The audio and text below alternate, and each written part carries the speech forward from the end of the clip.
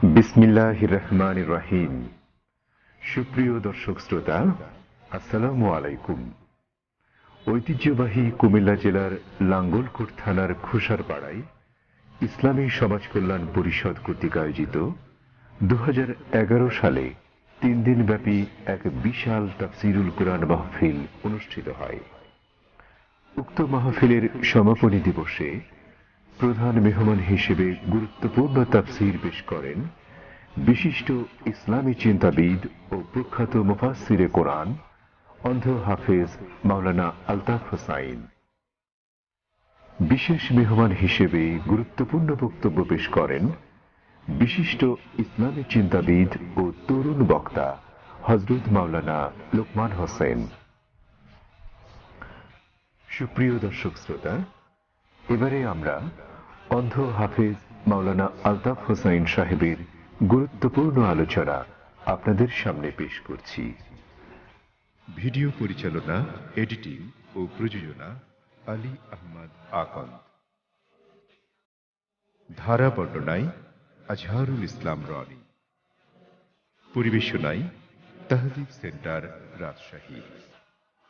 আসসালামু আলাইকুম রহমতুল্লাহ। سيئات أعمالنا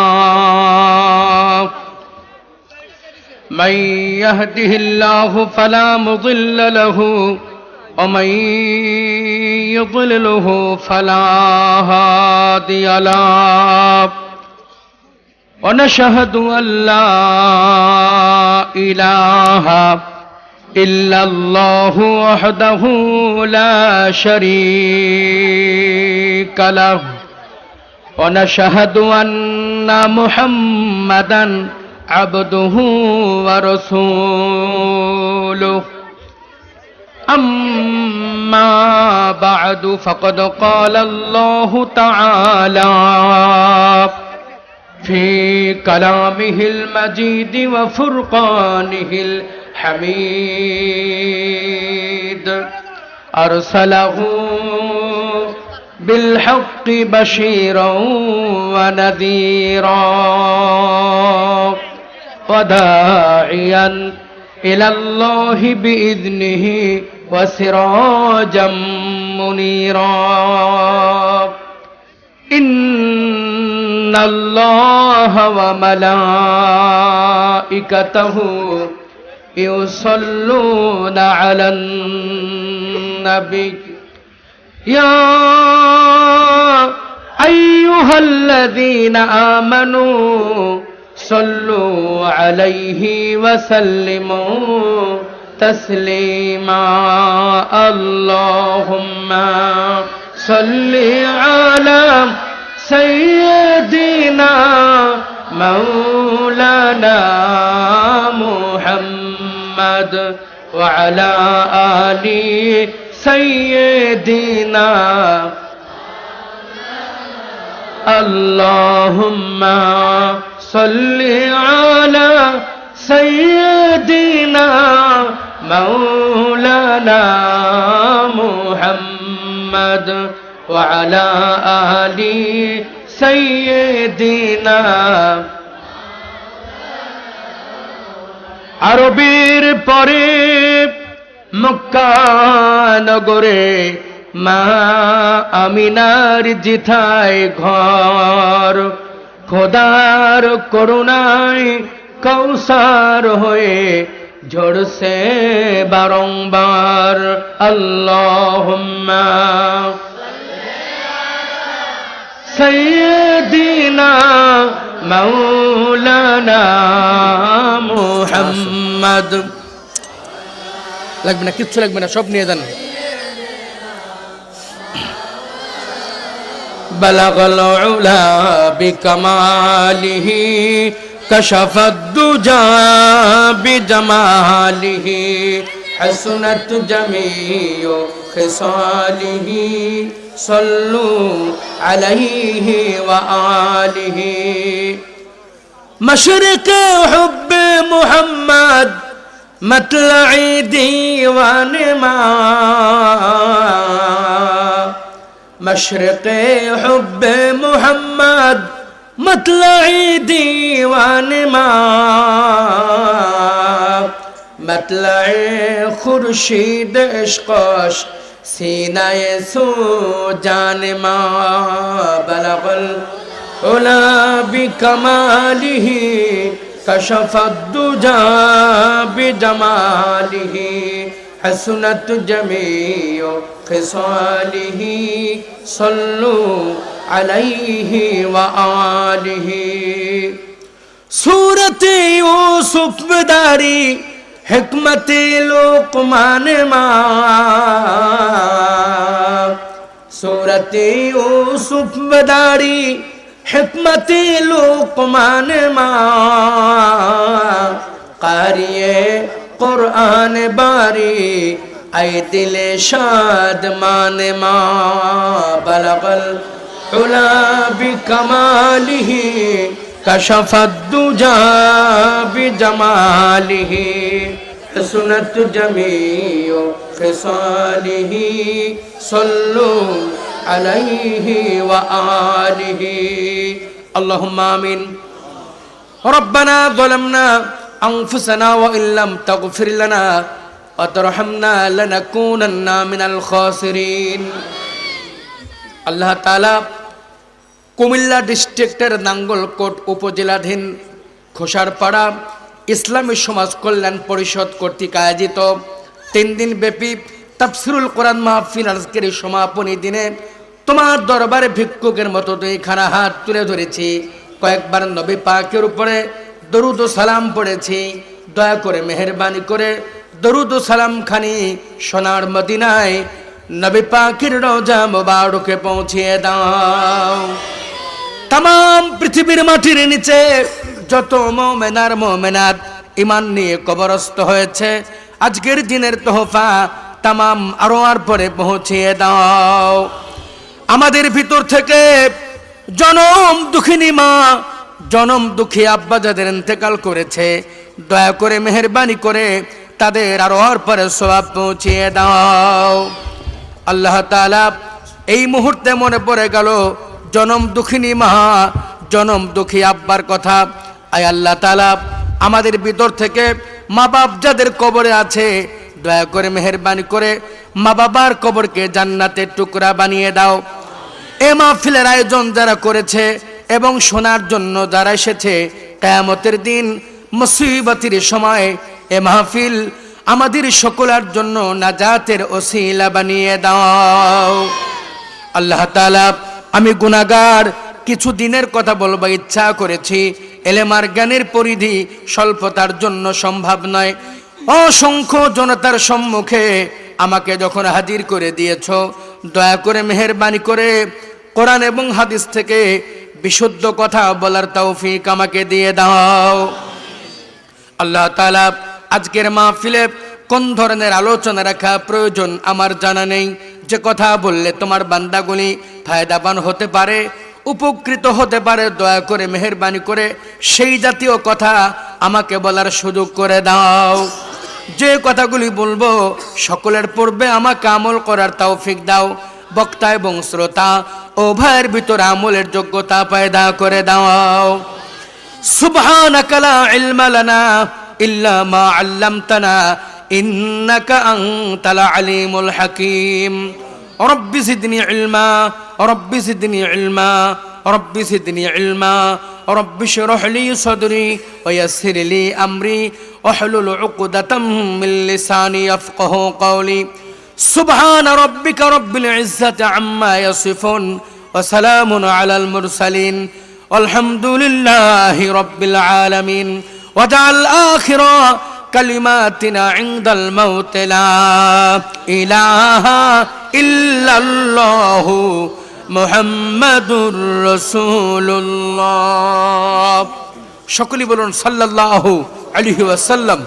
মুহাব্বতের সাথে কালেমার জিকির করুন লা ইলাহা ইল্লাল্লাহ সুবহানাল্লাহ আলহামদুলিল্লাহ লা ইলাহা ইল্লাল্লাহ লা ইলাহা নেই কেহ নেই এক আল্লাহ ছাড়া লা ইলাহা ইল্লাল্লাহ লা ইলাহা লা ইলাহা ইল্লাল্লাহ লা ইলাহা ইল্লাল্লাহ লা ইলাহা ইল্লাল্লাহ মুহাম্মাদুর রাসূলুল্লাহ।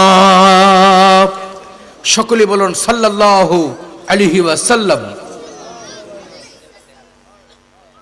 উপস্থিত কুমিল্লা ডিস্ট্রিক্টের লাঙ্গলকোট উপজেলাধীন খুশারপাড়া সুপ্রাচীন ঐতিহ্যমণ্ডিত বর্ণাঢ্য পরিবেশে পরিবেষ্টিত প্রাকৃতিক সৌন্দর্যে সমৃদ্ধ অত্র অঞ্চলের কোরআন পাগল তাওহীদবাদী মুসলিম জনসম্প্রদায় কর্তৃক আয়োজিত 3 দিনব্যাপী তাফসিরুল কোরআন মাহফিলের আজকের এই সমাপনী দিনের পরম শ্রদ্ধেয় জনাব সভাপতি সাহেব মহতারাম হযরত উলামায়ে কিরাম, সমবেত অত্র অঞ্চলের বিভিন্ন মহল্লা থেকে আগত কোরআন পাগল জান্নাত প্রত্যাশী সুধী মুসলিম মুরব্বিয়ানে ইজাম, আমার প্রাণ প্রিয় যুবক ভাইরা, পর্দার অন্তরালে অবস্থানরত সম্মানিতা মা ও বোনেরা, আল্লাহ পাকের দরবারে শত সহস্র কোটি কৃতজ্ঞতা জ্ঞাপন করছি, যার অবর্ণনীয় অনুগ্রহ অনুকম্পা প্রদানে বৈসর্গিক জীবনের কর্মকাণ্ড পরিহার করে আবহাওয়ার অনুকূলতা লাভ করে স্রষ্টা প্রদত্ত স্বর্গীয় প্রাপ্তদেশীয় সংবিধান কোরআনুল কারীমের তাফসির মাহফিলে সমবেত হতে পেরেছি।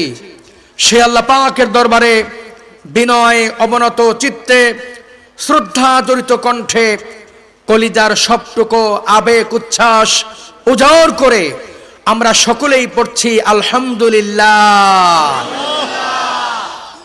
অতঃপর অফুরন্ত দরুদ ও সালাম অবতীর্ণ হোক বিশ্ব মানবতার মহান শিক্ষক সরকারে দো আলম সৈয়দুস সকলাইন সাহেবে কিবলাতাইন নবী কুল শিরভূষণ আউলিয়া কুল শিরমুকুট শত সহস্র মাকলুকের অধিনায়ক বিশ্ব মানবতার মুক্ত প্রতীক ইমামুল আইম্মা জনাব মুহাম্মদুর রাসূলুল্লাহ সাল্লাল্লাহু আলাইহি ওয়াসাল্লাম, তার প্রতি আমরা দীর্ঘক্ষণ বিভিন্ন অতিথিবৃন্দ সহ ওলামায়ে কিরামদের কাছ থেকে গুরুত্বপূর্ণ বক্তব্য শুনতেছিলাম। এই প্রোগ্রামের শুরুতে স্বাগতিক বক্তব্য দিয়েছেন আপনাদের এলাকার ইউপি সদস্য জনাব আলহাজ রফিকুল ইসলাম। উদ্বোধনী বক্তব্য দিয়েছেন জনাব হাফেজ আবু বকর সাহেব। গুরুত্বপূর্ণ বক্তব্য দিয়েছেন আপনাদের গ্রামের কৃতি সন্তান ঢাকা ন্যাশনাল আইডিয়াল কলেজের সম্মানিত প্রভাষক পিএইচডি গবেষক আমার অত্যন্ত মোহব্বতের ভাই জনাব মাওলানা লোকমান হোসাইনি সাহেব। এরপরে গ্রামবাসীর পক্ষ থেকে বক্তব্য দিয়েছেন জনাব মোহাম্মদ নুরুল আলম ভূঁইয়া। এরপরে বক্তব্য দিয়েছেন একটি প্রাইভেট কোম্পানির প্রধান স্বত্বাধিকারী জনাব মঞ্জুর মোর্শেদ। সভাপতির বক্তব্য দিয়েছেন অত্র খুশারপাড়া সমাজ কল্যাণ পরিষদের প্রতিষ্ঠাতা সভাপতি জনাব মাস্টার ইব্রাহিম খলিল সাহেব। বিশেষ অতিথিদের সারিতে বক্তব্য দিয়েছেন আপনাদের অত্র অঞ্চলের সাবেক চেয়ারম্যান জনাব মোহাম্মদ আব্দুল হামিদ সাহেব। এরপরে প্রধান অতিথির আসন অলঙ্কৃত করে বক্তব্য দিয়েছেন আপনাদের নির্বাচিত উপজেলা চেয়ারম্যান জনাব শাহজাহান মজুমদার সাহেব। আমরা সকলের জন্য আল্লাহ পাকের দরবারে দোয়া করছি, আল্লাহ পাক তাদের সকলকে যেন হায়াতে তৈয়বা দান করেন, সিহাতে কুল্লিয়া দান করেন, এলেম আমল ইমানের তারাক্কি দান করেন। আমরা সকলেই পড়ছি আল্লাহুম্মা আমিন। সেই সাথে আজকের প্রোগ্রামে অংশগ্রহণ করেছেন অনেক মসজিদের দায়িত্বপ্রাপ্ত সম্মানিত মুকাররর ইমামগণ, এসেছেন অসংখ্য প্রতিষ্ঠানে কর্মরত সম্মানিত শিক্ষক মহোদয়গণ। আমরা সকল পেশাজীবী ভাইদের জন্য আল্লাহ পাকের দরবারে দোয়া করছি, আল্লাহ পাক তাদের সকলকে যেন স্বীয় প্রতিভার বিকাশ ঘটিয়ে স্রষ্টার সান্নিধ্য লাভে চূড়ান্ত সফলতা অর্জনে প্রাণান্তকর প্রচেষ্টা চালাবার সুযোগ করে দিন। আমরা সকলেই পড়ছি আল্লাহুম্মা আমিন। এ পর্যায়ে আপনাদের খেদমতে উপস্থিত হয়েছি আমার মতো অতি ক্ষুদ্র, নগণ্য, অযোগ্য, দ্বীনের অতি দুর্বলতম খাদেম। ইলমিয়াতের দিক থেকে আমি একজন অযোগ্য মানুষ, শারীরিক দিক থেকে আমি একজন অসহায় মানুষ। আপনারা যারা বসে আছেন নিশ্চয়ই সকলেই আমাকে দেখতে পাচ্ছেন, অথচ আল্লাহ পাক আপনাদের কাউকে দেখার সুযোগ আমাকে দেন নাই। যে কোরআনে কারিম থেকে কথা বলার সংকল্প করেছি, ওই কোরআনের হরফগুলি কেমন আমি আমার দুইটা চক্ষু দিয়ে জীবনে একটাবারের জন্য দেখতে পারি নাই। আমি আশা করি আমার অন্ধত্ব জীবনের জন্য একটি অপূর্ব নিয়ামত। যেহেতু আল্লাহ পাক আমাকে মাত্র 8 মাস বয়সে টাইফয়েড দুরারোগ্য ব্যাধিতে অন্ধ করে দিয়েছেন, আমি আশা করি 8 মাস বয়সে একজন মানুষ নেকি এবং গুনাহ কোনোটাই অর্জন করতে পারে না। অতএব আমি আল্লাহর কাছে আশা করি আল্লাহ পাক আমাকে অন্ধত্বের ওসিলায় চোখের গুনাহ থেকে বেঁচে থাকার সুযোগ করে দিয়েছেন, আলহামদুলিল্লাহ। আমি কি আল্লাহর কাছে এই আশাটা করতে পারি না ভাই? আল্লাহ পাক যেন তা কবুল করেন। আমরা সকলেই পড়ছি আল্লাহুম্মা আমিন। প্রিয় ভাইরা, আমি আপনাদের সম্মুখে মূল্যবান আলোচনা করতে পারবো ওই সাহস এবং যোগ্যতা কোনোটাই আমার মধ্যে নেই। তবে আপনাদের কাছে একটি বুক ভরা আশা, আপনাদেরকে সাথে করে শেষ মোনাজাতে এমন একটি চক্ষু সঙ্গে করে দোয়া করতে চাই, আল্লাহ পাক যে চক্ষু দিয়ে জীবনে একটি গুনাহও করার নাই, আপনারা কষ্ট করে হলেও ধৈর্য ধারণ করে শেষ দোয়া পর্যন্ত সবাই থাকবেন। আপনারা থাকবেন আমি বিশ্বাস করেছি, কিন্তু আওয়াজটা যেভাবে দিয়েছেন তাতে আমার মনের সন্দেহ দূর হচ্ছে না। কষ্ট করে হলেও শেষ দোয়া পর্যন্ত সবাই থাকবেন, সবাই থাকবেন। আল্লাহ পাক আমাদের সকলকে শেষ দোয়া পর্যন্ত উপস্থিত থাকার তৌফিক দিন। আমরা সকলেই পড়ছি আল্লাহুম্মা আমিন। আপনারা যারা আমার আলোচনা বিগত দিনে শুনেছেন নিশ্চয়ই তারা অবগত আছেন, আমি প্রত্যেকটি মাহফিলে এক একটি সুনির্দিষ্ট বিষয়ের উপরে কথা বলতে পছন্দ করি। আজও আমার স্বভাবসুলভ বৈশিষ্ট্য অনুযায়ী একটি সুনির্দিষ্ট বিষয়ের উপরে আলোচনা পেশ করতে চাই। আজকে আমার আলোচ্য বিষয়বস্তু হলো ঈমান এবং আমল। আলোচ্য বিষয়বস্তু কি বলুন? এই বিষয়ের উপরে আলোচনা পেশ করতে চাই। ওমা তাওফিকি ইল্লা বিল্লাহ আলাইহি তাওয়াক্কালতু ওয়া ইলাইহি উনীব। আমরা সকলেই পড়ছি আল্লাহুম্মা আমিন। আসুন আলোচনা শুরু করার পূর্বে আল্লাহ পাকের কাছে শয়তান থেকে পানাহ চাই। আসুন আমরা সকলেই পড়ছি আউযু বিল্লাহি মিনাশ শাইতানির রাজীম। বিসমিল্লাহির রাহমানির রহিম। ইল্লাল্লাযীনা আমানু ওয়া আমিলুস সালিহাতি লাহুম জান্নাতুন তাজরি মিন তাহতিহাল আনহার। সাদাকাল্লাহুল আযীম। কোরআনে কারীম থেকে একটি গুরুত্বপূর্ণ প্রণিধানযোগ্য অথেন্টিক বিষয় আলোচনা করার জন্য ইচ্ছা পোষণ করেছি। ঈমান এমন একটি গুরুত্বপূর্ণ বিষয় যেটা বাদ দিলে মুসলমানের অস্তিত্ব, স্মৃতি চিহ্ন কিছুই থাকে না। তাওহীদের মূল মন্ত্র, ইসলামের হৃৎপিণ্ড ঈমান। ঈমান এমন একটি বিষয়, সমস্ত ভালো কাজ আল্লাহ পাকের দরবারে কবুলের জন্য প্রথম শর্ত হলো ঈমান। সমস্ত ভালো কাজ আল্লাহ পাকের দরবারে কবুলের জন্য প্রথম শর্ত কি? ঈমান। আমি কথাটি এভাবে মাঝে মধ্যে বলে থাকি, একটি জায়গাতে আমি এক লিখলাম, কত লিখলাম, তারপর একটা শূন্য দিলাম, কত হবে? আর একটা শূন্য দিলাম, কত হবে? এক লেখি নাই। এক না লিখে শূন্য দিতে দিতে একদম চলে যাব লাকসাম পর্যন্ত, কত হবে? কিছুই হবে না, যেহেতু শূন্যের পূর্বে সংখ্যা নেই, এজন্য শূন্যের কোনো দাম নাই। আল্লাহ রাব্বুল আলামিন কোরআনে কারিমের ভিতরে এ প্রসঙ্গে পরিষ্কার করে বলে দিয়েছেন, বান্দাগুলি শোনো, ওয়াকাযালিকা আওহাইনা ইলাইকা রূহাম মিন আমরিনা মা কুনতা তাদরি মাল কিতাবু ওয়ালাল ঈমান।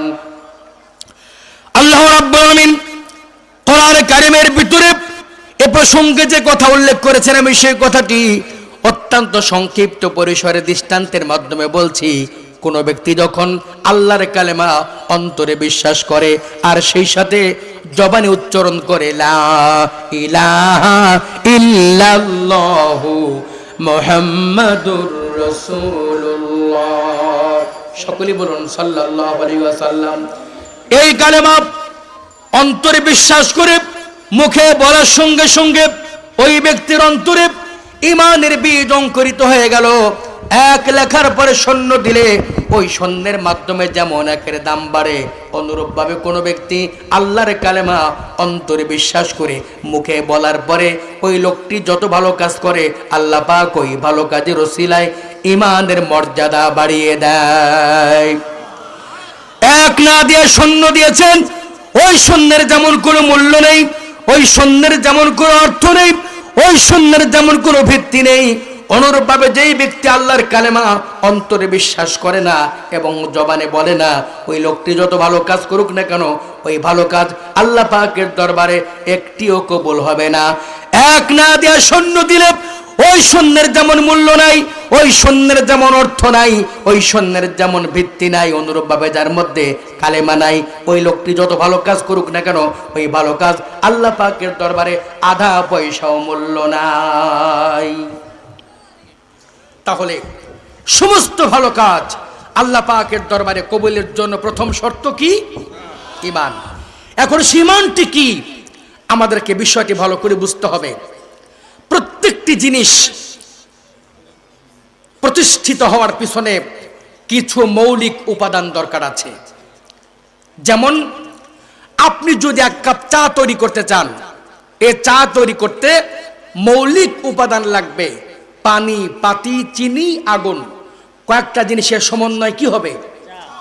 এখন ঈমানটি কি? ঈমানের মৌলিক গুণাবলী কি? আল্লাহ রাব্বুল আলামিন কোরআনে কারিমের ভিতরে ঈমানের মৌলিক গুণাবলী সম্পর্কে আল্লাহ পাক আমাদেরকে স্মরণ করে দিয়েছেন। আল্লাহ পাক বলে, বান্দা শোনো, কুল ইয়া আহলাল কিতাবি তাআলাউ ইলা কালিমাতিন সাওয়াইম বাইনানা ওয়া বাইনাকুম আল্লা না'বুদা ইল্লাল্লাহ ওয়া লা নুশরিকা বিহি শাইআ ওয়া লা ইয়াত্তাখিযা বা'দুনা বা'দান আরবাবাম মিন দুনিল্লাহ। আল্লাহ রাব্বুল আলামিন কোরআনে কারিমের ভিতরে ঈমানের মৌলিক গুণাবলীর কথা বলে দিয়েছেন। আল্লাহ পাক বলছেন, হে আহলে কিতাবেরা শোনো, আমি আল্লাহ তোমাদের জন্য ঘোষণা করছি, তোমরা সকলেই সমস্ত আহলে কিতাবেরা তিনটি কাজের ব্যাপারে ঐক্যবদ্ধ হয়ে যাও। কে বললেন? কাদেরকে বললেন? ঈমানদারকে, আহলে কিতাবদেরকে বললেন, তোমরা তিনটি কাজের ব্যাপারে ঐক্যবদ্ধ হয়ে যাও। সেই তিনটি কাজের ব্যাপারে এমন ভাবে ঐক্যবদ্ধ হওয়া লাগবে, কোন ব্যক্তি একটু কম অথবা কোন ব্যক্তি একটু বেশি তেমনটা করা যাবে না। ওই কাজ সকল ঈমানদারকে একই সমপরিমাণ করতে হবে। ইমাম সাহেব করবে, মুক্তাদি চলবে না এমন নয়। ইমামকে সেই কাজটা যেমন ভাবে করতে হবে, মুক্তাদিকেও ঠিক তেমনি ভাবে করতে হবে। মুয়াজ্জিনকে যেমন ভাবে করতে হবে, মসজিদ কমিটিকেও তেমন ভাবে করতে হবে। ওই তিনটি কাজের ব্যাপারে সামান্যতম ব্যতিক্রম করা যাবে না। আল্লাহ পাক বলছেন, তাআলাও ইলা কালিমাতিন সাওয়াইম বাইনানা ওয়া বাইনাকুম। এই তিনটি কাজ সকলকে একই সমপরিমাণ করতে হবে। কয়টি কাজ? আল্লাহ রাব্বুল আলামিন কোরআনে কারিমের ভিতরে সেই তিনটি কাজের কথা আল্লাহ পাক উল্লেখ করে দিয়েছেন। সেই তিনটি কাজের ভিতরে এক নাম্বার কাজ হচ্ছে আল্লাহ না'বুদা ইল্লাল্লাহ। তিনটি কাজের ভিতরে এক নাম্বার কাজ হচ্ছে আল্লাহ ছাড়া কারো হুকুম মানা যাবে না। হুকুম মানতে হবে কার? এটা ঈমানের কয় নাম্বার দাবি? এ শব্দটি এমন একটি বিপ্লবী শব্দ, এমন একটি আপোষহীন শব্দ। অন্ধকার আলো যেমন একত্রিত হতে পারে না, অন্ধকার থাকলে আলো সেখানে আসতে পারে না, আলোর আগমন হলে অন্ধকার সেখানে থাকতে। যে ব্যক্তি আল্লাহর উপর ঈমান আনবে, ওই ব্যক্তির মধ্যে কুফরি থাকতে পারবে না। আর কুফরি থাকলে ঈমান থাকবে না। কুফরি এবং ঈমান দুইটা একসঙ্গে সহ অবস্থান করতে পারে না। ঈমান থাকলে কুফরি থাকবে না, আর কুফরি থাকলে ঈমান থাকবে না। এটি একটি আপোষহীন শব্দ, একটি প্রচন্ড বিপ্লবী শব্দ। আমার ভাইরা, কোন ব্যক্তি যখন ঈমানের ঘোষণা দিয়া দিবে, ওই ব্যক্তির সঙ্গে দুনিয়ার কুফরি শক্তির আপোষ হবে না। অবস্থা তার কেমন হবে? একটি ছোট্ট দৃষ্টান্ত পেশ করছি। আল্লাহর নবী জনাবে মুহাম্মদুর রাসূলুল্লাহ, সকলেই বলুন সাল্লাল্লাহু আলাইহি ওয়াসাল্লাম। নবীজি মক্কা নগরীতে কালেমার দাওয়াত দিলেন। একজন ব্যক্তি, তার নাম হচ্ছে আব্দুল উজ্জা। লোকটির কাছে আল্লাহর কালেমা বড় ভালো লাগে, কিন্তু আব্দুল উজ্জা মুসলমান হতে পারছেন না। আব্দুল উজ্জার বাড়ি নাই, ঘর নাই, অর্থ নাই, সম্পদ নাই, জায়গা নাই, জমি নাই। তার চাচা তাকে একটি প্রতিষ্ঠিত সংসার তৈরি করে দিয়েছে, নিজের বলতে কিছুই নেই। আব্দুল উজ্জা অপেক্ষা করছেন, কবে পরিবেশ হবে, কালেমা গ্রহণ করব। এরকম করতে করতে আল্লাহর নবী মক্কা থেকে মদিনা চলে গেলেন। এবার আব্দুল উজ্জা শান্তি পাচ্ছে না। একদিন তার চাচাকে একান্ত কাছে ডেকে বলছেন, চাচা বলুন তো, মুহাম্মাদুর রাসূলুল্লাহ, সকলেই বলুন সাল্লাল্লাহু আলাইহি ওয়াসাল্লাম, লোকটিকে আপনার কাছে কেমন লাগে? চাচা বলছে, ভাতিজা আমার কাছে তো ভালোই মনে হয়। এবার আব্দুল উজ্জা বলছেন, চাচা যদি আপনার কাছে ভালো মনে হয় তাহলে আপনি মুসলমান হন না কেন? আব্দুল উজ্জা মনে মনে ভাবলেন, চাচা যেহেতু বলেছেন ভালো, হয়তো মুসলমান হয়ে যেতে পারে। এই সাহসে বলেছেন, চাচা যদি আপনার কাছে ভালোই লাগে তাহলে মুসলমান হন না কেন? চাচা হচ্ছে মুশরিক। শোনার সঙ্গে সঙ্গে শরীরে আগুন লেগে গিয়েছে। তার মানে হচ্ছে বেঈমান কখনো ঈমান সহ্য করতে পারে না। আমাদের সমাজেও কিছু মানুষ আছে, কয় লোকটা ভালো কিন্তু ইসলামের কথা বলে, এমন আছে না? কয় লোকটা সাংঘাতিক ভালো লোক, কাউকে ঠকায় না, দুর্নীতি করে না, কিন্তু একটাই দোষ, শুধু ইসলামের কথা বলে। আছে না এমন? আব্দুল উজ্জা বলছেন, চাচা বিশ্বনবীকে যদি আপনার কাছে ভালোই লাগে তাহলে মুসলমান হন না কেন? চাচা বলছে, ভাতিজা তুমি কি মুসলমান হতে চাও? আব্দুল উজ্জা বলছেন, চাচা হ্যাঁ আমি মুসলমান হতে চাই। এবার চাচা বলতে, ভাতিজা মুসলমান হলে পরে তোমার কি অবস্থা হবে তুমি কি জানো? তোমার কি পরিণতি তুমি কি জানো? আব্দুল উজ্জা বলছেন, চাচা আমার তো সেই পরিণতির কথা জানা নাই। এবার চাচা বলতে, ভাতিজা যদি মুসলমান হয়ে যাও আমি তোমাকে যে বাড়িঘর দিয়েছি, অর্থ সম্পদ, জায়গা জমি দিয়েছি, কিছুই তোমাকে দেব না, খালি হাতে তোমাকে বাড়ি থেকে বের করে দেব। এবার আব্দুল উজ্জা বলছেন, চাচা আর সহ্য করতে পারলাম না, দীর্ঘদিন পর্যন্ত আল্লাহর কালেমা লালন করেছি, বরণ করেছি, আর সহ্য করতে পারলাম না। যখন তুমি আমাকে অর্থ সম্পদ, জায়গা জমির ভয় দেখাচ্ছ, আর সহ্য করতে পারলাম না। এই মুহূর্তে প্রকাশ্য ঘোষণা দিয়া দিলাম, আশহাদু আল্লা ইলাহা ইল্লাল্লাহু ওয়াহদাহু লা শারীকা লাহু ওয়া আশহাদু আন্না মুহাম্মাদান আবদুহু ওয়া রাসূলুহু। ঘোষণা দিয়া দিলেন। সন্ত্রাস করে নাই, চুরি ডাকাতি রাহাজানি ছিনতাই হত্যা ধর্ষণ কিচ্ছু করে নাই, শুধু বলেছে এক আল্লাহর উপর ঈমান আনলাম। ঘোষণা দেওয়ার সাথে সাথে চাচা বলছে, ভাতিজা এই মুহূর্তে আমার বাড়ি থেকে বেরিয়ে যাও, আমি তোমাকে অর্থ সম্পদ কিচ্ছু দেব না। এবারে আপনাদের খেদমতে জিজ্ঞাসা করতে চাই, মুসলমানের জন্য সবচাইতে বড় দুশমন কে? আপনারা আছেন না চলে গেছেন? মুসলমানের জন্য সবচেয়ে বড় দুশমন কোন দেশ? কোন দেশ? ধরে বলুন। কথাটা কি বুঝেই বলেছেন? বুঝেই বলেছেন তো? সামরিক খাতে সর্বোচ্চ সাহায্য কোন দেশ দেয়? স্বাস্থ্য খাতে, চিকিৎসা খাতে সাহায্য দেওয়া শত্রুদের কাজ না মিত্রদের কাজ? জোরে বলেন। আপনারা কেন শত্রু আবার কোন মিত্র, ঘটনাটা কি? আচ্ছা, বাংলাদেশকে সবচেয়ে বেশি সাহায্য দেয় কোন দেশ? একটু অতীতের কথা বলেন, এটা তো বর্তমানের কথা। সৌদি আরব। দ্বন্দ্বে পড়ে গেছেন তাই না ভাই? দ্বন্দ্বে পড়ে গেছেন। বাংলাদেশে কোন দেশে কত সংখ্যক জনশক্তি রপ্তানি হবে প্রভু আমেরিকার ইশারা ছাড়া কেউ কিচ্ছু করতে পারছেন না। তাহলে কোন দেশ সাহায্য দেওয়ার সক্ষমতা বেশি রাখে?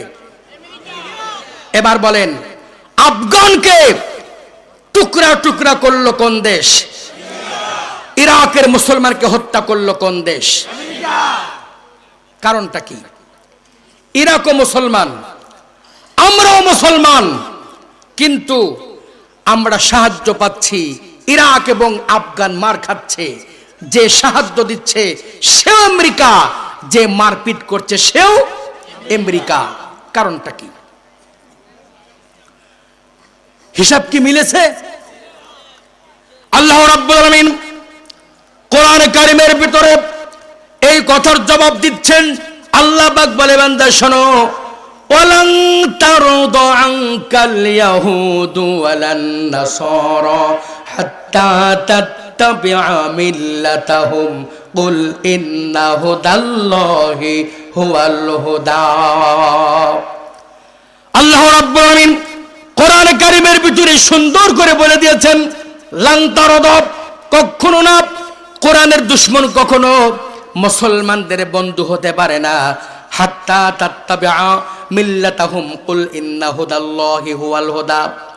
কোরআনের দুশমন মুসলমানকে সেই সময় সাহায্য করে মুসলমান যখন ইসলাম ভুলে যায়, কোরআনে কারীম ভুলে যায়, ইসলামের কৃষ্টি কালচার তাহজিব ও তামাদ্দুন ভুলে যায়, ইসলামের শিক্ষা সাহিত্য সংস্কৃতি সবটা ভুলে যায়। ইসলামের দুশ্মন তখন দেখে ওদের আর আমাদের মধ্যে নীতিগত পার্থক্য নেই, অতএব ওদেরকে সাহায্য করা আমাদের জন্য দুশ্চিন্তার কোনো কারণ নাই। তার মানে হচ্ছে প্রকৃত ইমানের ঘোষণা দেবেন যখন, ইমানের দুশ্মন আপনাকে সাহায্য করবে না তখন। ওই দেখুন আব্দুল উজ্জা চুরি ডাকাতি রাহাজানি ছিনতাই হত্যা ধর্ষণ খুন খারাপি কিচ্ছু করে নাই, শুধু বলেছে আশহাদু আল্লা ইলাহা ইল্লাল্লাহু ওয়াহদাহু লা শারীকা লাহু ওয়া আশহাদু আন্না মুহাম্মাদান আবদুহু ওয়া রাসূলুহু। বলার সঙ্গে সঙ্গে চাচা বলছে ভাতিজা এই মুহূর্তে বাড়ি থেকে বেরিয়ে যাও। কারণটা কি? ও মুসলমান, ঈমান আনার কারণে। কিসের কারণে বলুন?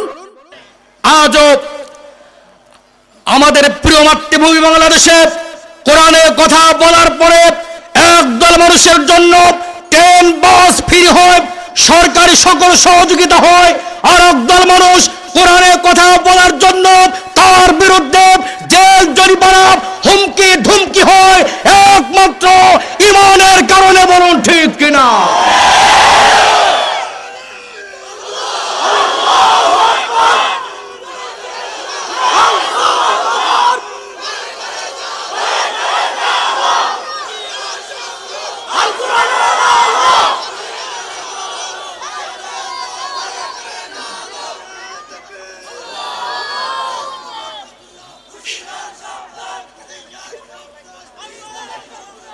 সম্মানিত সুধী মণ্ডলী, তাহলে যারা মুসলমানের ক্ষতি করে তারা কি ভালো কাজ করে না? তারাও কিন্তু অনেক ভালো কাজ করে। এবার তাদের ব্যাখ্যা এখন আপনাদের সামনে আমি কোরআনে কারিম থেকে পেশ করছি। আপনারা কি ধৈর্য ধরে কিছু কথা শুনতে পারবেন? ধৈর্য ধরতে পারবেন? যদি ধৈর্য ধরতে পারেন আমি চেষ্টা করব আজকে খুশার পাড়ার মাটিতে প্রাণ খুলে কিছু কথা বলার। ইসলাম চায় না, কোরআন চায় না, এরকম মানুষও বহুত ভালো কাজ করে। কিভাবে করে আমি তার প্রমাণ দিচ্ছি কোরআনে কারিম থেকে। আল্লাহ পাক বলছেন, সবাই আমার সঙ্গে বলুন, বিসমিল্লাহির রহমানির রহিম। লিইলাফি কুরাইশিন ইলাফিহিম রিহলাতাশ শিতাই ওয়াস সাইফ। আল্লাহ পাক বলছেন কুরাইশ বংশের লোকেরা শীতের দিনে, গরমের দিনে, রাতে দিনে সব সময় সব জায়গায় নিরাপদে চলাফেরা করত। মক্কার খারাপ লোকগুলিও কুরাইশ বংশের লোকদেরকে কিচ্ছু বলতো না, একটি কারণে, যেহেতু কুরাইশ বংশের লোকেরা আল্লাহর কাবা দেখাশোনার দায়িত্ব পালন করেছে। তাহলে বলুন মক্কার খারাপ লোকগুলিও আল্লাহর কাবাকে সম্মান দিয়েছে না দেয় নাই?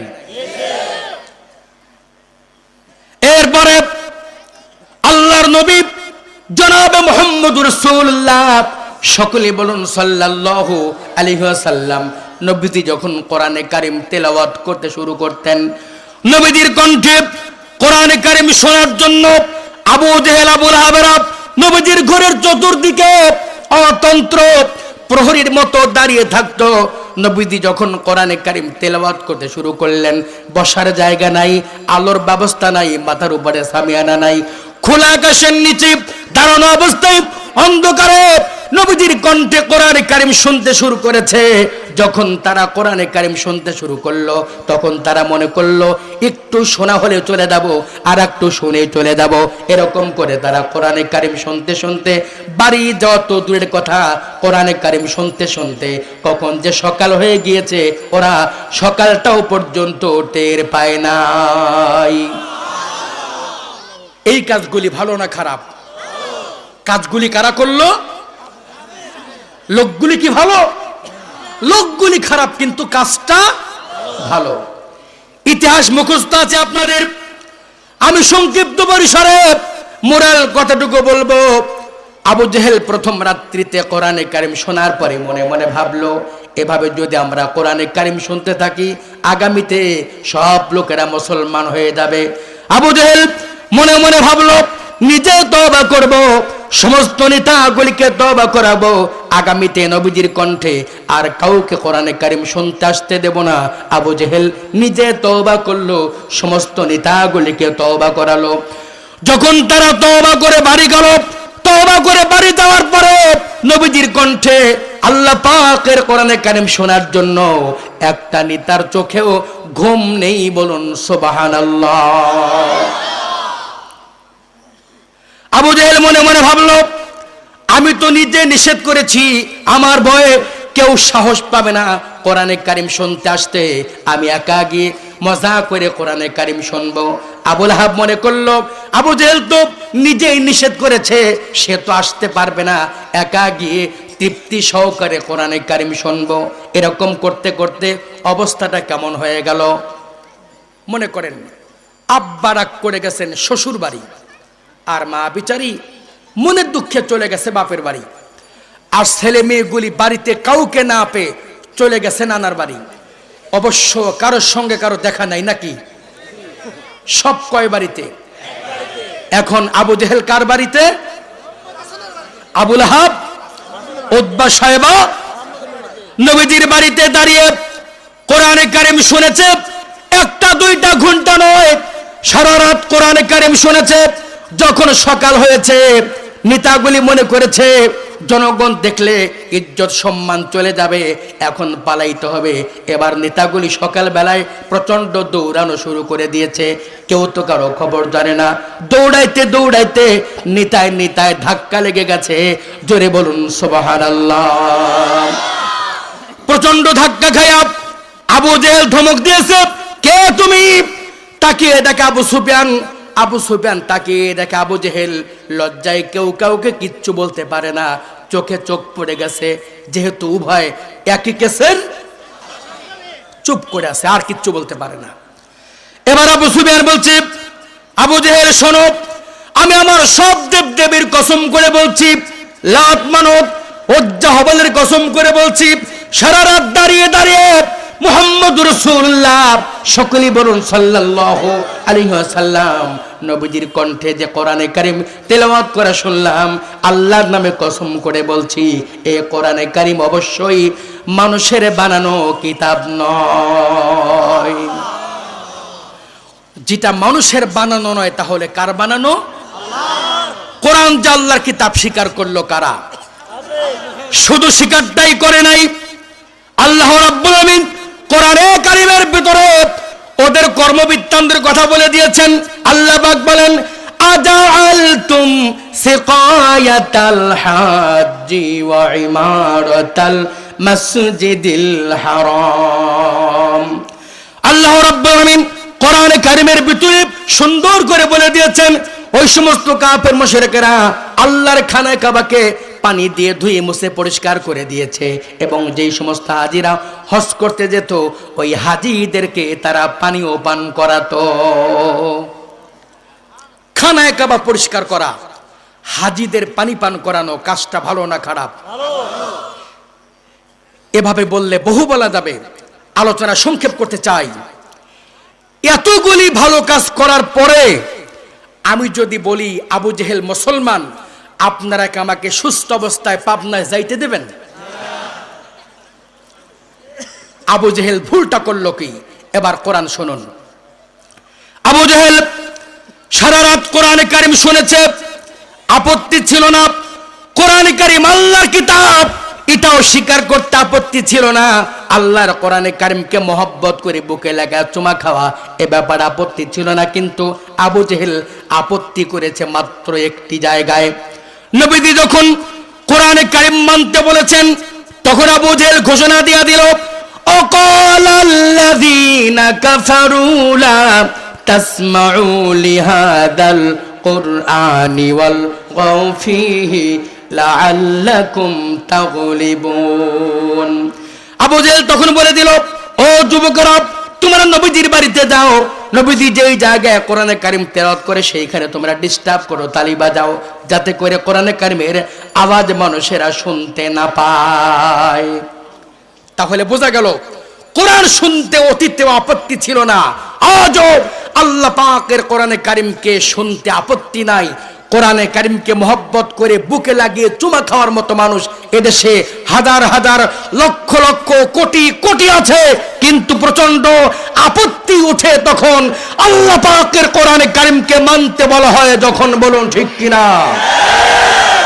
আমার ভাইরা, আজ আপনাদের সম্মুখে কোরআনে কারিমের মাহফিল থেকে পরিষ্কার করে স্মরণ করাতে চাই, শুধুমাত্র কোরআনে কারিমকে শোনার নাম যদি মুসলমান হতো, কোরআনে কারিমকে মহব্বত করে বুকে লাগিয়ে চুমা খাওয়ার নাম মুসলমান হতো, তাহলে তো আবু জেহেল প্রথম কাতারের মুসলমান হয়ে যেত। কিন্তু আবু জেহেল একমাত্র কোরআনে কারিম না মানার জন্য মুসলমান হতে পারে নাই। আজও আমাদের দেশে আল্লাহর কোরআন মানতে গেলে ইহুদি বাধা কম দেয়, হিন্দু বাধা কম দেয়। এক প্রকার নামদারি মুসলমান কোরআনে কারিম মানার ব্যাপারে প্রতিবন্ধকতা সৃষ্টি করে। বলুন ঠিক কিনা?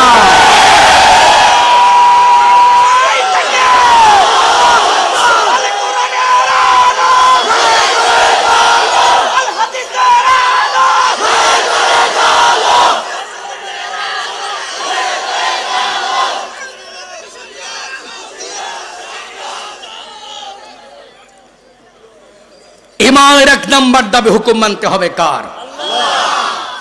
আল্লাহর হুকুম না মানলে ইমানদার হওয়া যাবে? ইমানদার পরিচয় দেওয়া যাবে? আমার ভাইরা, আল্লাহ রাব্বুল আলামিন কোরআনে কারিমের ভিতরে ইমানের মৌলিক গুণাবলীর কথা বলতে গিয়ে আল্লাহ পাক এক নম্বরে বলেন, আল্লাহ নাবুদা ইল্লাল্লাহ, আল্লাহ ছাড়া কারো হুকুম মানা যাবে না। এবার বলেন তো, ধনী দরিদ্র ইতর ভদ্র শিক্ষিত মূর্খ সকলকে হুকুম মানতে হবে কার? মুসলমান দাবি করলে হুকুম মানতে হবে কার? জোরে বলেন না, কার হুকুম মানতে হবে? মেয়েদের পর্দা রাখতে হবে, হুকুমটা কার? জোরে বলেন না, কার হুকুম? আরো জোরে চিল্লা বলেন না, কার হুকুম? কিন্তু আমাদের দেশে লজ্জা নাই, শরম নয়, সর্বোচ্চ আদালত হাইকোর্ট থেকে পর্দাকে বাধ্যতামূলক করতে চায় না, পর্দাকে অপশনাল করতে চায়। আমরা জাতীয়ভাবে আজকে পরিষ্কার করে স্মরণ করাতে চাই, এই বাংলাদেশের মাটি ও মানুষের কলিজায় কোরআনে কারিমের মহব্বত জর্জরিত আছে। সুতরাং আল্লাহর কোরআনের বিরুদ্ধে কথা বলে এই বাংলার জমিনে একটা মুহূর্ত পর্যন্ত নিরাপদে থাকা যাবে না।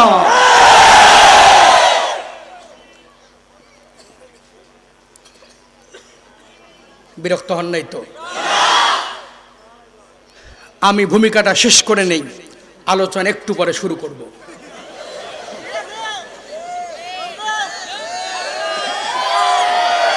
একটু মোহাব্বতের সঙ্গে ধরে শরীফ বলুন, আল্লাহুম্মা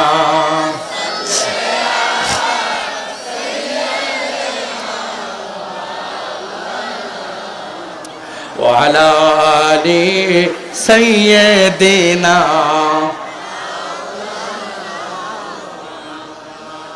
এবার বলবো সংক্ষিপ্ত ইতিহাস। ইমানদার হলেই মুসলমান হবে বন্ধু, অমুসলিম হবে শত্রু। যখনই বুঝবেন অমুসলিম বন্ধু হচ্ছে, তখন বুঝবেন আমি ইমানের দাবি পূরণ করতে পারি নাই। ইতিহাস শুনুন। 1945 সালে যখন আমেরিকা আক্রমণ করলো জাপানের উপরে, তখন আমেরিকার প্রেসিডেন্ট ছিল মিস্টার ট্রুম্যান। আক্রমণ করলো জাপানে, লক্ষ লক্ষ মানুষ হত্যা করলো। জাপানের হিরোশিমা নাগাসাকির উপর আক্রমণ করলো। সেই দিক থেকে আমেরিকা জাপানের শত্রু না বন্ধু? কিন্তু 1991 সালে যখন আমেরিকা আক্রমণ করলো ইরাকের উপরে, তখন আমেরিকার পররাষ্ট্রমন্ত্রী ছিল মিস্টার জেমস বেকার, আর জাপানের প্রধানমন্ত্রী ছিল মিস্টার তোশিকো কাইফু। দুই নেতা মিলে বৈঠক করে বলল, তোমার সঙ্গে আমার যে শত্রুতা আছে 1945 সাল থেকে, সেই শত্রুতা আমরা পরবর্তীতে আপোষ মীমাংসার ভিত্তিতে চিন্তা ভাবনা করব। আজকে মধ্যপ্রাচ্য থেকে মুসলমানকে নিশ্চিহ্ন করতে হবে, আমার দিকে সাহায্যের হাত বাড়াও। তখন জাপান 1 নয় 2 নয় 900 কোটি মার্কিন ডলার আমেরিকার হাতে তুলে দিয়ে আরেকবার প্রমাণ করলো আল কুফরু মিল্লাতু ওয়াহিদা, আল্লাহর দ্বীনকে নিশ্চিহ্ন করার জন্য সব কুফরি শক্তি ঐক্যবদ্ধ, এতে কোনো সন্দেহ নাই।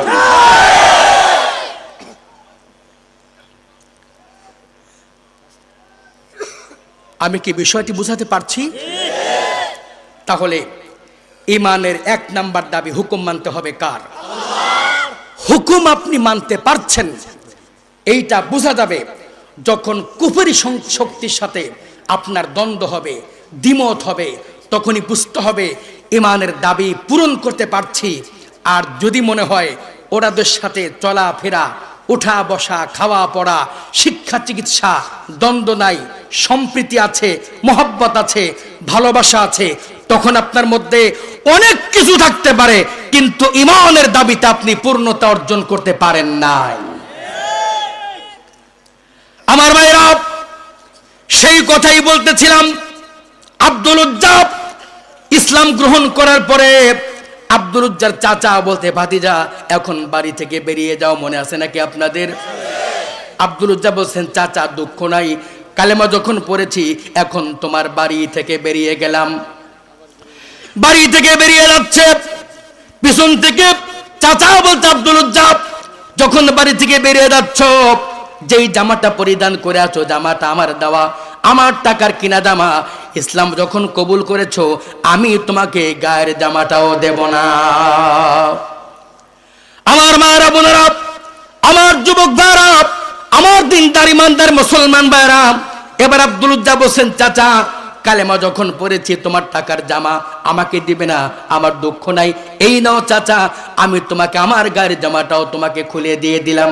এবার গায়ের জামাটা খুলে ছুঁড়ে আব্দুল উজ্জা তার চাচাকে দিয়ে দিয়েছে। এবার খালি গায়ে চলে যাচ্ছে, আর কিছুই নাই, শুধু একটা লুঙ্গি পরিধানে আছে। এবার আব্দুল উজ্জার চাচা বলছে, ভাতিজা ইসলাম যখন কবুল করেছো, কালেমা যখন পড়েছো, যে লুঙ্গিটা পরিধান করে আছো সেই লুঙ্গিটা আমার টাকার কিনা, ইসলাম যখন কবুল করেছো আমি তোমাকে লুঙ্গিটাও পর্যন্ত দেব না। আমার ভাইরা, বানিয়ে বলছি না, আল্লাহর নবীর ইতিহাস থেকে বলছি, সাহাবা কিরামদের জীবন আদর্শ থেকে বলছি। এবার আব্দুল উজ্জা বলছেন, চাচা ইসলাম যখন কবুল করেছি তুমি আমাকে লুঙ্গিটাও দিবে না, এই নাও চাচা, আমি তোমাকে লুঙ্গিটাও খুলে দিলাম। 20 বছরের যুবক উলঙ্গ হয়ে দৌড়াইতে দৌড়াইতে মায়ের সামনে হাজির হয়ে গিয়েছে। মা বলছে, ও কলিজার টুকরা, বলো এমন অবস্থা তোমার কেন হলো? আব্দুল উজ্জা বলছেন, মা আমি অন্যায় করি নাই, শুধু একবার মুখে বলেছি লা ইলাহা ইল্লাল্লাহু মুহাম্মাদুর রাসূলুল্লাহ। সকলেই বলুন সাল্লাল্লাহু আলাইহি ওয়াসাল্লাম। মুহাব্বতের সাথে কালেমার জিকির করুন, লা ইলাহা ইল্লাল্লাহ, লা ইলাহা সুবহানাল্লাহ, আলহামদুলিল্লাহ, লা ইলাহা ইল্লাল্লাহ, লা ইলাহা নেই কেহ নেই এক আল্লাহ ছাড়া, লা ইলাহা ইল্লাল্লাহ, লা ইলাহা ইল্লাল্লাহ, লা ইলাহা ইল্লাল্লাহ, লা ইলাহা ইল্লাল্লাহ, লা ইলাহা ইল্লাল্লাহ মুহাম্মাদুর রাসূলুল্লাহ। সকলেই বলুন সাল্লাল্লাহু আলাইহি ওয়াসাল্লাম। মা বলছেন, ও কলিজার টুকরা, বলো এখন আমি তোমার জন্য কি করতে পারি? আব্দুল উজ্জা বলছেন, মা আল্লাহর দরবারে দোয়া করবেন আর আমাকে এক টুকরা কাপড় দিন। মা ওই কাপড় টুকরা পরিধান করে আমি বিশ্ব নবীর কদম মোবারকে হাজির হতে চাই। মায়ের কিছুই নেই, মা বড় গরিব মানুষ, অতি কষ্ট করে ছিঁড়া টুকরা কম্বল দিয়েছে, এত ছিঁড়া কম্বল, হাঁটু দেখলে ইজ্জত বেরিয়ে যায়, ইজ্জত দেখলে হাঁটু বেরিয়ে যায়। এত ছোট্ট ছিঁড়া কম্বল পরিধান করে আব্দুল উজ্জা রওনা হয়ে গেলেন মক্কা থেকে মদিনার দিকে। আমার ভাইরা, যখন আমরা হজের উদ্দেশ্যে কাবা থেকে মদিনার দিকে রওনা হচ্ছিলাম, আমার বারবার এসি গাড়িতে বসে আব্দুল উজ্জার কথা মনে পড়তেছিল। আরে আমরা এসি গাড়িতে চড়ে বসে আছি, কত আরামে যাচ্ছি, তারপর রাস্তা লম্বা মনে হয়, বিরক্ত মনে হয়। আব্দুল উজ্জা কেমন করে একটা ছিঁড়া কম্বল পরিধান করে, পায়ে জুতা নাই, স্যান্ডেল নাই, গায়ে জামা নাই, খালি পেটে কেমন করে মক্কা থেকে মদিনা 630 কিলোমিটার পর্যন্ত পায়ে হেঁটে অতিক্রম করলেন। আমার ভাইরা, আব্দুল উজ্জা নবীজির দরবারে হাজির হয়ে গেলেন। হাজির হয়ে বলছেন, ইয়া রাসূলুল্লাহ, ইয়া হাবিবাল্লাহ, আমার সব ছিল, বাড়ি ছিল, ঘর ছিল, অর্থ ছিল, সম্পদ ছিল, কিন্তু কালেমা পড়েছি, এখন আমার কিছুই নেই চাচা, সব আমার কাছ থেকে কেড়ে নিয়েছে। আল্লাহ পাকের হাবিব বলেন, আব্দুল উজ্জা রে, এখন থেকে তোমার নাম আব্দুল উজ্জা নয়, আমি নবীজি তোমার নাম দেয়া দিলাম আব্দুল্লাহ জুলবাজাদাইন, আমার কাছেই থাকবে, যখন যা পাবে তাই খাবে। আব্দুল্লাহ নবীজির বাড়িতে বসে জোরে জোরে কোরআনে কারিম তেলাওয়াত করেন, চিৎকার মেরে মেরে কালেমা পড়েন। অন্য সাহাবা কেরামেরা বলেন, ইয়া রাসূলুল্লাহ, ইয়া হাবিবাল্লাহ, আব্দুল্লাহর কোরআন তিলাওয়াতে আমাদের ঘুম নষ্ট হয়ে যায়, আপনি মেহেরবানি করে আব্দুল্লাহকে একটু ধীরে ধীরে কোরআনে কারিম তিলাওয়াত করতে বলেন। আল্লাহ পাকের হাবিব বলেন, ও সাহাবা কেরামেরা, তোমরা আব্দুল্লাহকে ধীরে ধীরে কোরআনে কারিম তেলাওয়াত করতে বলো না, আমার আব্দুল্লাহ বড় দাম দিয়ে আল্লাহর কালেমা গ্রহণ করেছে, আল্লাহর কালেমার জন্য সংসার ছেড়ে দিয়েছে, গায়ের জামাটা নিয়ে আসতে পারে নাই, লুঙ্গিটা পর্যন্ত নিয়ে আসতে পারে নাই। আমার আব্দুল্লাহ যত জোরে মন চায় কালেমা পড়ে কলিজার জ্বালা মিটাইতে দাও। আমার ভাইরা, আল্লাহর নবী কিছুদিন পরে তাবুকের যুদ্ধের ঘোষণা দিয়া দিলেন। তাবুকের জিহাদের ময়দানে তোমরা কে কি দিবে, অর্থ সম্পদ কে কি দিতে পারো? অন্য সাহাবা কেরামেরা উট দিচ্ছেন, দুম্বা দিচ্ছেন, ঘোড়া দিচ্ছে, টাকা দিচ্ছে, পয়সা দিচ্ছে। আব্দুল্লাহ দেবেন, আব্দুল্লাহ দেওয়ার মতো কিছু আছে নাকি? আব্দুল্লাহ বলছেন, ইয়া রাসূলুল্লাহ, ইয়া হাবিবাল্লাহ, আমার তো দিবার মতো কিছুই নাই নবীজি, আপনি আমার জন্য আল্লাহর দরবারে দোয়া করবেন, আমি আমার জীবনটা তাবুকের জিহাদের জন্য চান্দা হিসাবে দিয়া দিলাম। আল্লাহ পাকের নবী খুশি হয়ে গেলেন। আল্লাহ পাকের হাবিব বলছেন, আব্দুল্লাহ একটি গাছের বাকল নিয়ে এসো। একটি গাছের বাকল নিয়ে এসে নবীজি নবুয়তের হাত দিয়ে আব্দুল্লাহর হাতে বেঁধে দিলেন, আর বলছে, আব্দুল্লাহ রে, আমি নবীজি কাফের মুশরিকের জন্য তোমার রক্ত হারাম বানিয়ে দিলাম, কোন কাফের তোমাকে শহীদ করতে পারবে না। আব্দুল্লাহ কাঁদতে শুরু করলেন, কেঁদে কেঁদে বলছেন, ইয়া রাসূলুল্লাহ, ইয়া হাবিবাল্লাহ, আমি চাইলাম আমার জীবন দিয়া শহীদ হতে তাবুকের জিহাদে, আপনি আমার জন্য রক্ত হারাম করে দিলেন কাফেরদের জন্য। আল্লাহ পাক নবী বলেন, আব্দুল্লাহ আর কান্দিস না। আমি নবীজি বললাম, এখন তুমি যদি সর্দি জ্বরেও মারা যাও, আল্লাহ তোমাকে শাহাদাতের দরজা দান করে দিবে। এত বড় ত্যাগ, এত বড় কুরবানি, এত কষ্ট একমাত্র ঈমানের জন্য। কিসের জন্য বলুন?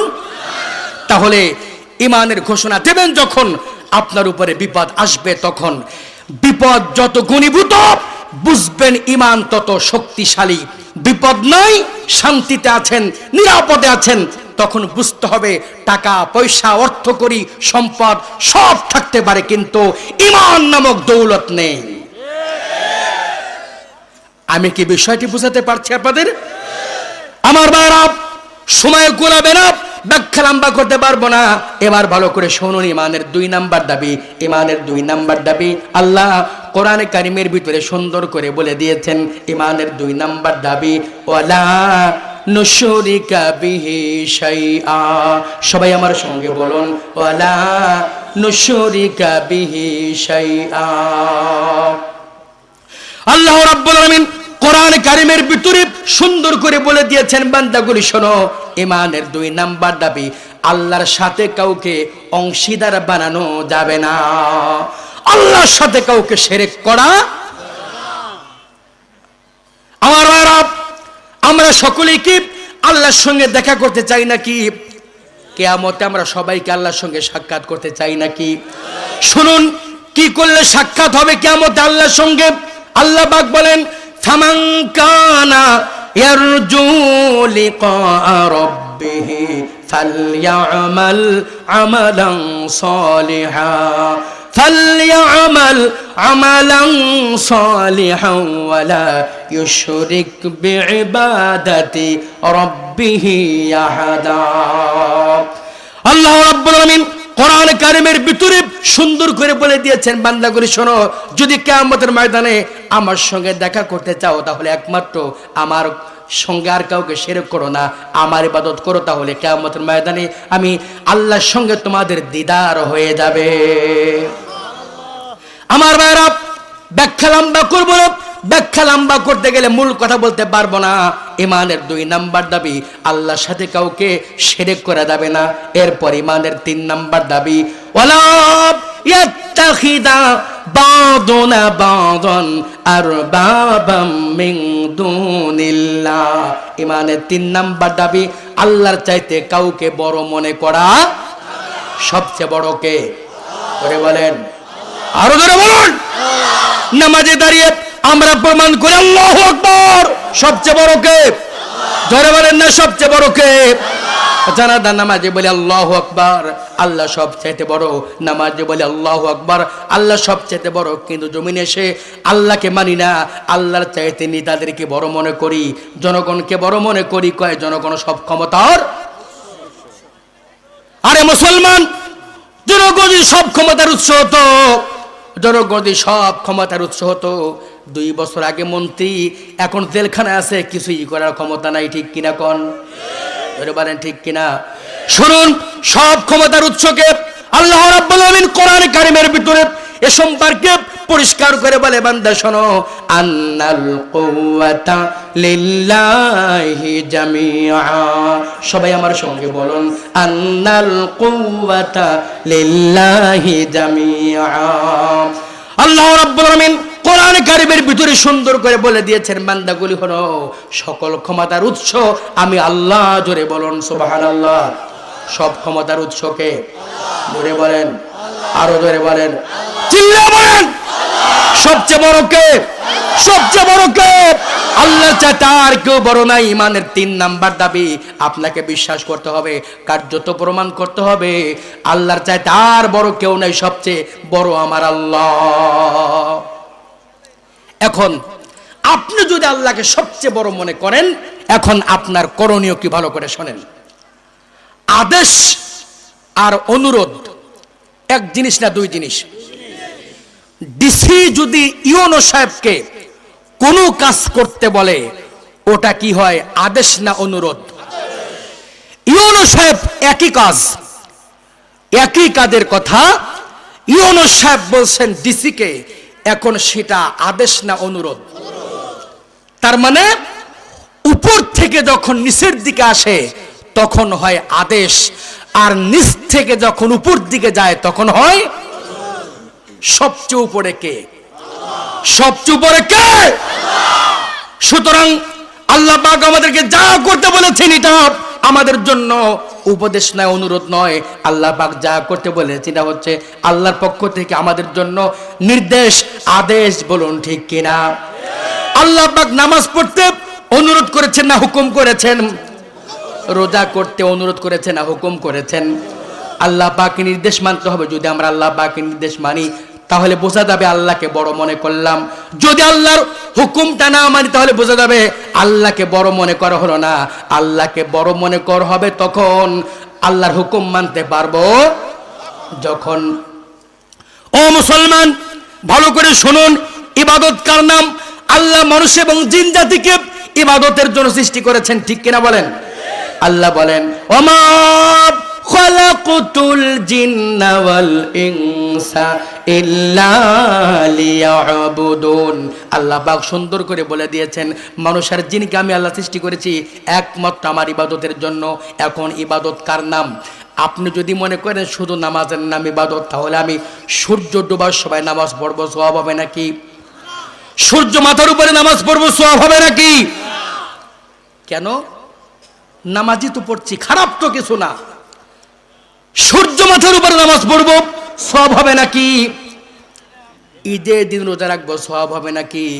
বহু লোককে দাওয়াত ইফতার করাবো সওয়াব হবে নাকি? কারণ আল্লাহ যখন নামাজ আদায় করতে বলেছেন তখন নামাজ আদায় করার নাম ইবাদত। আল্লাহ যখন নামাজ পড়তে নিষেধ করেছেন তখন নামাজ না পড়াটাই। আল্লাহ যখন রোজা রাখতে বলেছেন তখন রোজা রাখার নাম ইবাদত। আল্লাহ যখন রোজা রাখতে নিষেধ করেছেন তখন রোজা না রাখাটাই। মূল বক্তব্য হচ্ছে আল্লাহ পাকের হুকুম মানার নাম হচ্ছে ইবাদত। আল্লাহ পাকের হুকুম মানার নাম, আল্লাহ পাকের হুকুম মানার নাম, আল্লাহ পাকের হুকুম সবচেয়ে বড় মনে করতে হবে আমার আল্লাহকে। আল্লাহর চাইতে কাউকে বড় মনে করা যাবে না। এই তিনটি গুণ আপনার মধ্যে আসবে যখন, ঈমান আপনার মধ্যে অর্জন হবে তখন। একটু মুহাব্বতের সাথে কালেমার জিকির করুন, লা ইলাহা ইল্লাল্লাহ, লা ইলাহা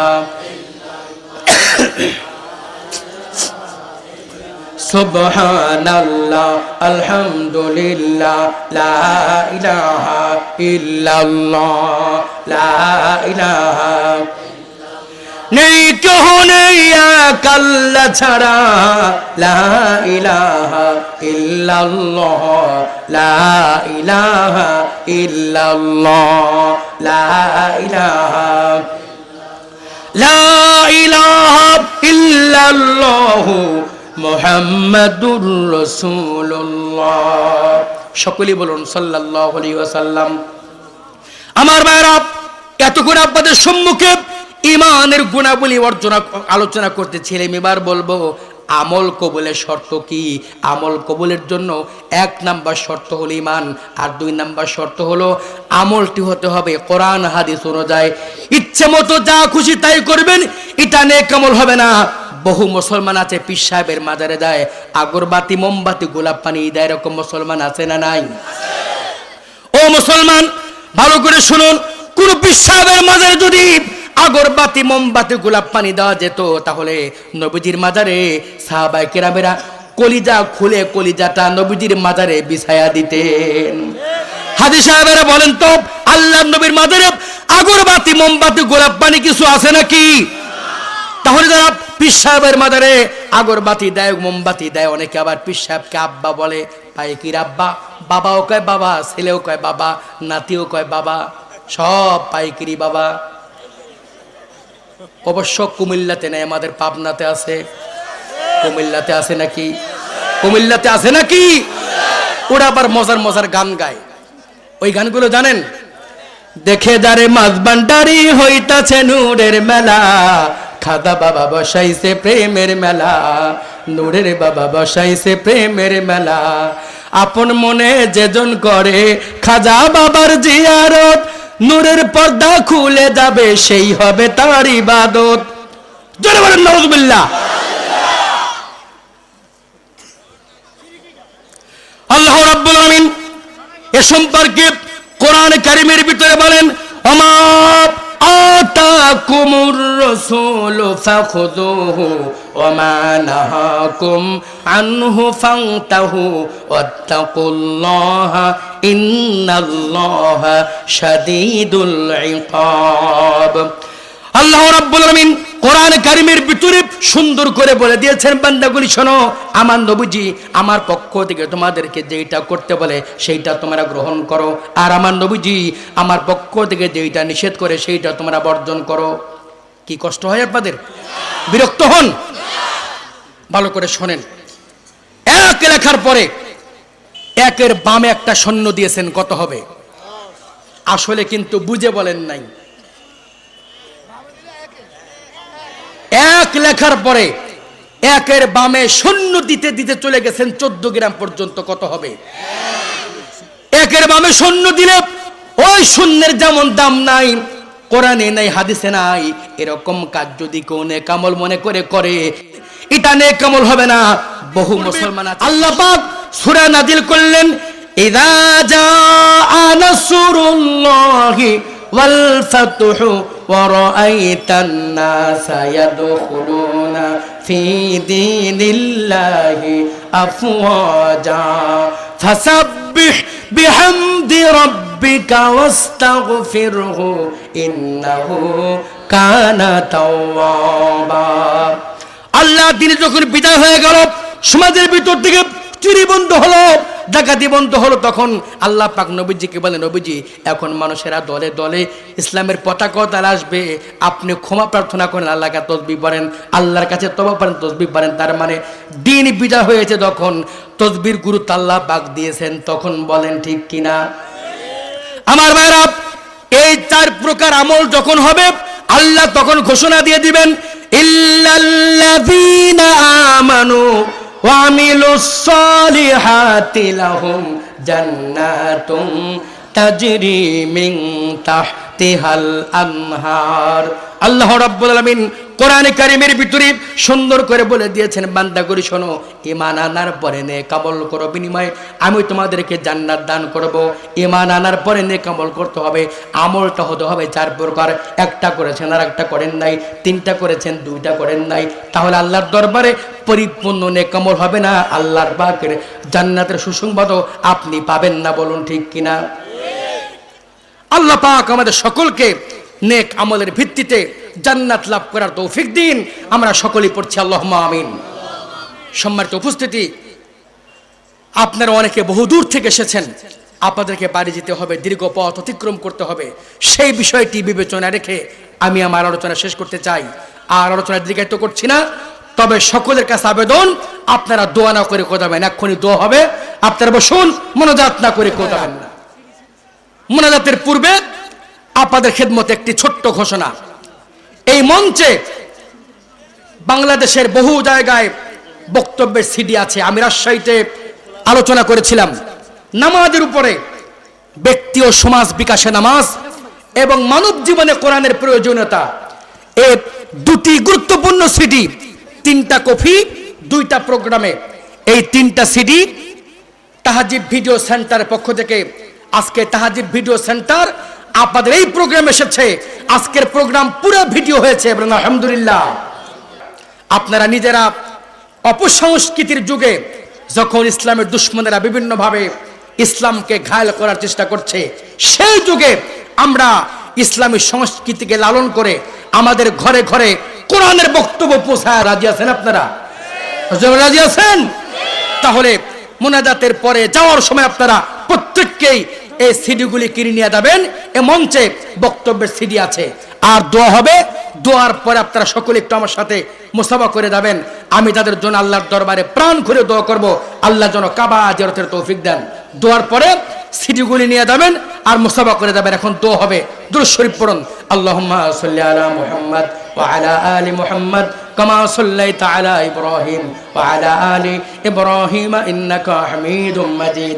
আল্লাহুম্মা বারিক আলা মুহাম্মাদ ওয়া আলা আলি মুহাম্মাদ কামা বারাকতা আলা ইব্রাহিম ওয়া আলা আলি ইব্রাহিম ইন্নাকা হামিদুম মাজিদ। আল্লাহুম্মা আমিন। রব্বানা যালামনা أنفسنا وإن لم تغفر لنا وترحمنا لنكونن من الخاسرين। আয় আল্লাহ, দীর্ঘ 3 দিন ব্যাপী এই খুশার বারাত মাটিতে ইসলামের সমাজ কল্যাণ পরিষদ কর্তৃক আয়োজিত তাফসীর মাহফিল আজকে সমাপ্ত হয়ে গেল। আল্লাহ তাআলা তাফসীর মাহফিল শেষ করে এতিমের মতো তোমার দরবারে হাত তুলেছি। আল্লাহ দয়া করে মেহেরবানি করে এই তাফসীর মাহফিল তোমার দরবারে কবুল এবং মঞ্জুর করে নাও। আয় আল্লাহ তাআলা, এই প্রোগ্রামের সভাপতি, বক্তা, শ্রোতা সকলকে তোমার দরবারে মঞ্জুর করে নাও। আল্লাহ তাআলা আমাদের দোয়ার বা দৌলতে আল্লাহ দয়া করে মেহেরবানি করে কলিজার টুকরা ছেলে মেয়েদেরকে দিনদার ইমানদার বানাও। আয় আল্লাহ তাআলা, আমাদের ভিতর থেকে মা বাপ যাদের কবরে আছে, দয়া করে মেহেরবানি করে মা বাবার কবরকে জান্নাতের টুকরা বানায় দাও। আল্লাহ তাআলা দয়া করে মেহেরবানি করে অসুস্থ যারা আছে মেহেরবানি করে সুস্থ করে দাও।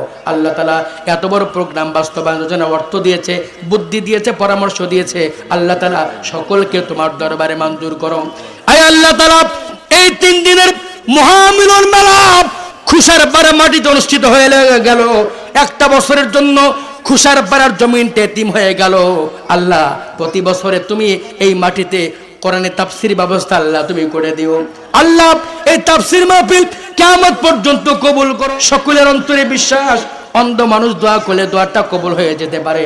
আয় আল্লাহ, আর কঠিন হলেও অন্ধ ভিক্ষুককে সহজে ফেরত দিতে পারে না। আল্লাহ আমি তোমার অন্ধ মুসাফির হাত তুলেছি, দয়া করে মেহেরবানি করে দোয়াটা কবুল করে নাও। আল্লাহ যত অতিথিবৃন্দ বক্তব্য দিয়েছে কবুল এবং মঞ্জুর করে নাও। আল্লাহ তোমার যেই বান্দাগুলি দোয়ার পরে আমার সঙ্গে মুসাফা করে বিদায় হবে, আল্লাহ তোমাদের কাবা জিয়ারতের তৌফিক দিয়ে দাও। আল্লাহ যারা বক্তব্যের পরে সিডিগুলি কিনে নিয়ে যাবে, আল্লাহ তোমাদের সাদকা জারিয়ার সওয়াব দিয়ে দাও। আল্লাহ দয়া করে মেহেরবানি করে কিয়ামত পর্যন্ত এই প্রোগ্রাম সফল করো। তাম দুনিয়াতে মুসলমান কষ্টে আছে, কোরআনে কারিমের বরকতে মেহেরবানি করে মুসলমানগুলিকে শান্তিতে থাকার তৌফিক দাও। আল্লাহ করে এই সদস্যগুলিকে তোমার দরবারে মঞ্জুর করে নাও। আল্লাহ দিনের দায়ী বানায় দাও, অসুস্থ থাকলে ভালো করে দাও। আল্লাহ সদস্যগুলিকে আল্লাহ মেহেরবানি করে কোরআনের সদস্য বানায় দাও। আল্লাহ যে বাড়িতে আলেমুল আমাদের মেহমানদারি হলো, আলেমুল আমাদের ইজ্জত দিলে, সম্মান করলো, কদর করলো, আল্লাহ তুমি তোমার বান্দাকে তোমার দরবারে কবুল এবং মঞ্জুর করে নাও। আয় আল্লাহ তোমার দরবারে সর্বশেষ প্রার্থনা, আমাদের বেঈমান করে কবরে নিও না। রমজান মাসে জুমার দিনে লাইলাতুল কদরে কোরআনে কারীম তিলাওয়াত শুনতে শুনতে ইতিকাফরত অবস্থায় ঈমান সহ শাহাদাতের দরজা নসিব করে দিও আল্লাহ। কায়েম থাকে। সুবহান রাব্বিকা রাব্বিল ইজ্জাতি আম্মা ইয়াসিফুন ওয়া সালামুন আলাল মুরসালিন ওয়ালহামদুলিল্লাহি রাব্বিল আলামিন ওয়াজআল আখিরা কালিমাতিনা ইনদাল মাউত লা ইলাহা ইল্লাল্লাহু মুহাম্মাদুর রাসূলুল্লাহ।